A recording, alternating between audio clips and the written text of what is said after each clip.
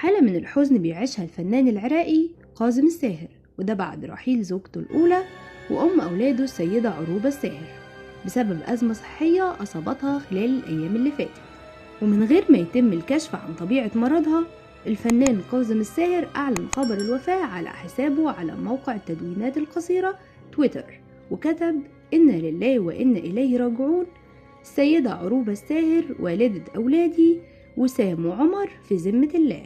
وأعلن كمان الفنان كاظم الساهر عبر حسابه على موقع التدوينات القصيرة تويتر عن تأجيل حفلاته في الولايات المتحدة وكندا لموعد تاني، وده بسبب ظروف الوفاة. وانهالت التعازي على حساب الساهر، وعبر متابعيه عبر موقع التواصل الاجتماعي عن حزنهم ومواساتهم للنجم العراقي ولأسرته وأبنائه. وعن سبب وفاة زوجة الفنان كاظم الساهر الأولى، قالت بعض التقارير الصحفية إن السيدة عروبة الساهر عانت من أزمة قلبية مفاجئة قبل أيام من الوفاة، ودخلت بسببها لأحد المستشفيات عشان تتلقى العلاج، واستمرت في الأيام اللي فاتت في غرفة العناية المركزة لحد ما تم الإعلان عن وفاتها.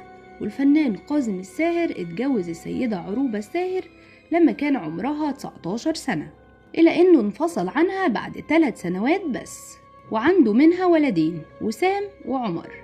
رغم من الشهرة الكبيرة اللي بيتمتع بيها الفنان العراقي كاظم الساهر، إلا أنه حريص جدا على أن حياته العائلية تكون بعيدة عن الأضواء، وبيعرف عنه تجنبه الدائم للكشف عنها، نادرا ما بيظهر برفقة أسرته.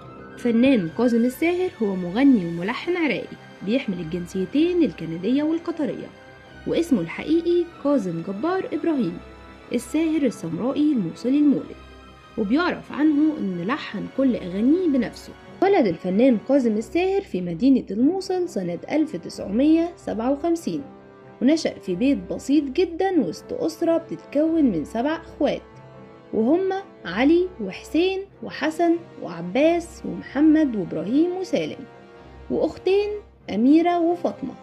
أبوه كان بيشتغل في الحرس الملكي، وبعد تقاعده انتقلت الأسرة من مدينة الموصل إلى منطقة الحرية في بغداد، وكان عمر كاظم وقتها 10 سنين. تربى كاظم الساهر في أسرة فقيرة زي ما قلنا قبل كده، فكان بيعتمد على نفسه في تحمل نفقاته، وفي الأجازات كان بيشتغل في بيع المثلجات والكتب، واشتغل كمان في مصنع للنسيج، إلى أن جمع تمن أول آلة موسيقية وكان جيتار، واشتراه في الوقت ده ب12 دينار.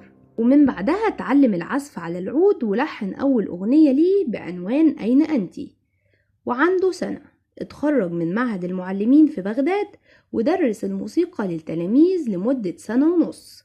بعد كده دخل معهد الدراسات الموسيقية ببغداد، ودرس بالمعهد لمدة 6 سنين. وفي نفس الفترة كانت الحرب العراقية الإيرانية قائمة، وكان كاظم الساهر جندي في الجيش العراقي وأحد أفراد المسرح العسكري. وبعد الحرب غادر كاظم العراق، فعاش في عمان لمدة 2 سنين، ثم بيروت لمدة 3 سنين، ثم انتقل إلى منتصف التسعينات إلى القاهرة واستقر بيها لفترة طويلة.